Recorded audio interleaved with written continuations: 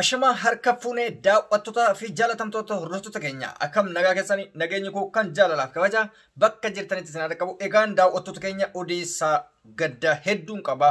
Isaan keessaa lameen tokko isiniif kan dhiyeessu ta'a hamma dhuma xumura qophii keessatti na waliin turaan affeerraa kooti.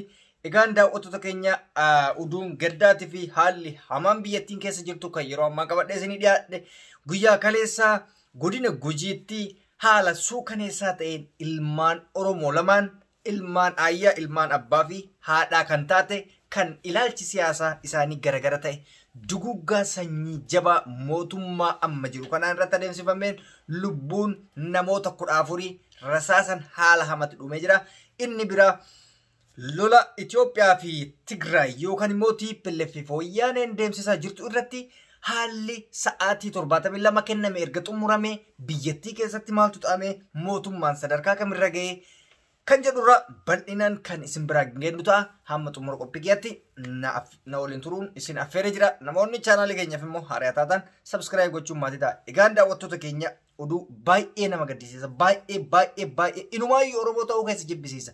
Jara keenya waraan abaa'oo fi liyyuu hayliin Oromiyaa yookaan lamaaniyyuu Oromoo irraa kan dhalatan Oromoo irraa kan guddatan mootummaan nama nyaatan ilmaan Oromootti ergee seenaa madaawaa nu keessatti uumuuf ilmaan nama 14 waraana woboo kan ta'an haala hamaa haala suukaneessaa ta'een akka waraanni nama ajjeesutti osoo hin taane akka xalaanni nama ajjeesutti duguuganii nama 14 bakka takkatti cibsiisu.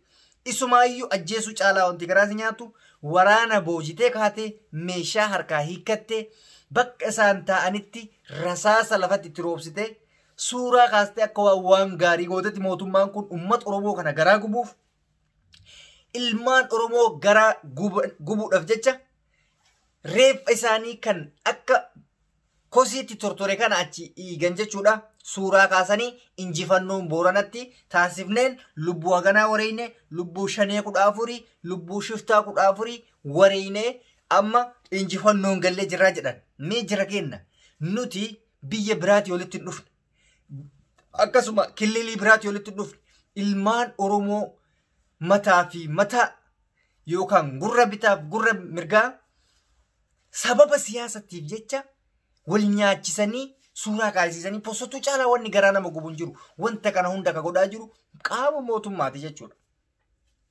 Obboleessuma akkuma dheegadda isin himaa ture obboleessumatu obboleessa ajjeese jechuudha. Maaliif liyyuu hayliin poolisiin ilmaan Oromooti. Oromoo sabboonummaa hin qabne haa ta'an iyyuu malee ilmaan Oromooti. Dirqamni mootummaan itti kenne ba'a. Isaanillee mootu Oromoof Oromiyaa bilisoomsina Oromoo walaba baasna dhanii nyaanna fi dhugaatii ofii kan akka barbaadanitti akka anaafsiitti odoo jiraatu danda'an bosonatti galanii beela fi dheeboo osoo hin jedhin uummata ofiitti odoo falman har'a biyyeen haala suukaneessaa kanaan isaan nyaatte rabbiin biyyee itti salphisuu baay'ee gadda guddaadha. Oromoon lafarraa duguugamuuf deemte jechuudha. Isumaayyuu kan ajjeefaman caalaa kasi gubu injifannoo akkanaa galmeessiifnee jirra. Shiftaa lafarraa xaraynee jirra jedha ilma Oromoo kan maqaa Oromoo dhaatu shiftaa lafarraa finna jedha. Sadarkaa amma kana ga'urra jirra jechuudha.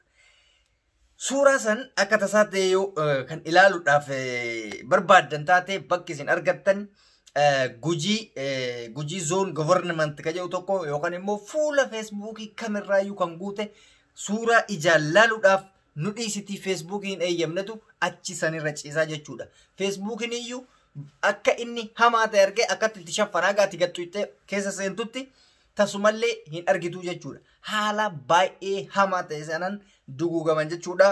Egaan odeeffannoo biraatti yoo isinii darbe guutuu Oromiyaatti lolli akkuma jirutti ta'e lubbuun baay'een badaa jirti. Isa immoo bal'inaan kan adda qulqulleeffannee tokko tokkoon isinii dhiyeessinu ta'a. Haalattii biyyattiin keessa bultatti gaafa deebinu biyyattiin haala gaaga'ama isa duraan jenne isaan caalaa cimaa keessa bulte. Sababni isaa maal inni mootummaan tarkaanfii fudhachuudhaaf sa'aatilee 72 qabe san erga goolabee maal fa'atu taasise kan jedhamu. Amma dura lola TPLF fi mootummaa jidduutti adeemsifame irratti jeettiin ka'een beeku jechuudha. Lola rokkeettii, lola misaa'ilaa akkasumas immoo taankii duushqaa kanatu dhukaafamaa ture. Har'a garuu kaleessa galgala garuu jeettii jechuun xiyyaara yeroo takkatti asii yoo furgaate biyya barbaadetti misaa nyaattee deebi'uu dandeettu jechuudha. Xiyyaara furguggamtu isii xiyya qabdu san yoo beektan. Jeetti jechuun sadarkaa addunyaatittu namaaf hin eeyyamu lola keessatti hanga biyyi sun lola hamaa yookaan lola haardii ta'e wayii yoo keessan galin jeettiin hin kaafamtu. Garuu mootummaan Abiyyi Ahmad ummata Tigraay duguuguudhaaf jeettii kaafatee yeroo 3-4 irra naanna'ee odoon dhukaasin deebise. Maaliif yoo dhukaase wanjala addunyaa jalaa hin bahu.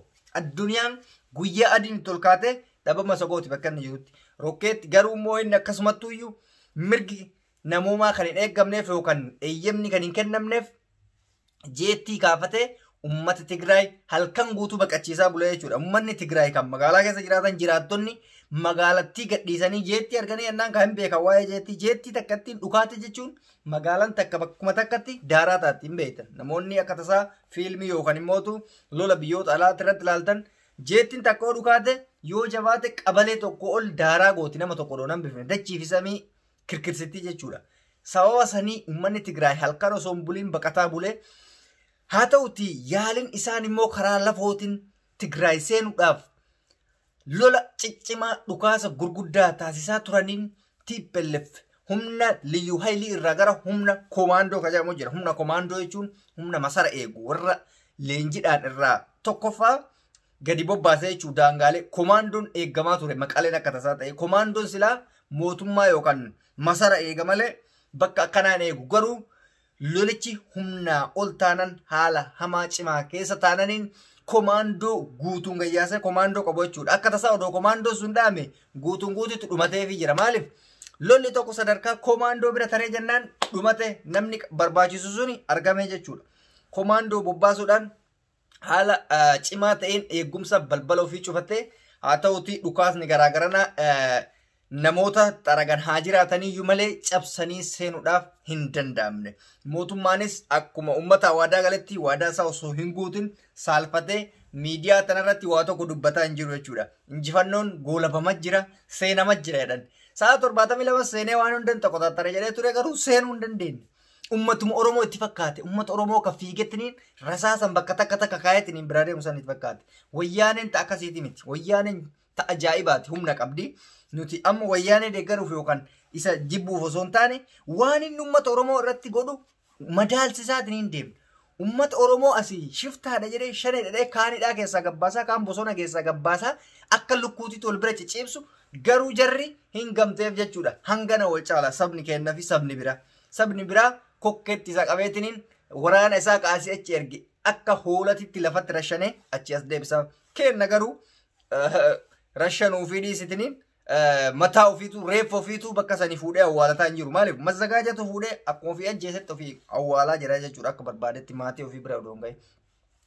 Sadarkaa hammanaa irra jirti. Biyyattiin ammaaf garuu gaagaama cimaa keessaa jiraattu malee inni Tigraay qofa irratti osoo hin taane Oromoo irratti illee cabsuudhaaf biyya tana cabsee unkuteessee daaraa godhuudhaaf yaada fi iqidii guddaa qaba jechuudha. Maaliif kaayyoon isaa kursiidha waan ta'eef abbaan barbaade jiraate abbaan barbaade jiraatuu baate wanni inni irraa sodaatu hin jiru.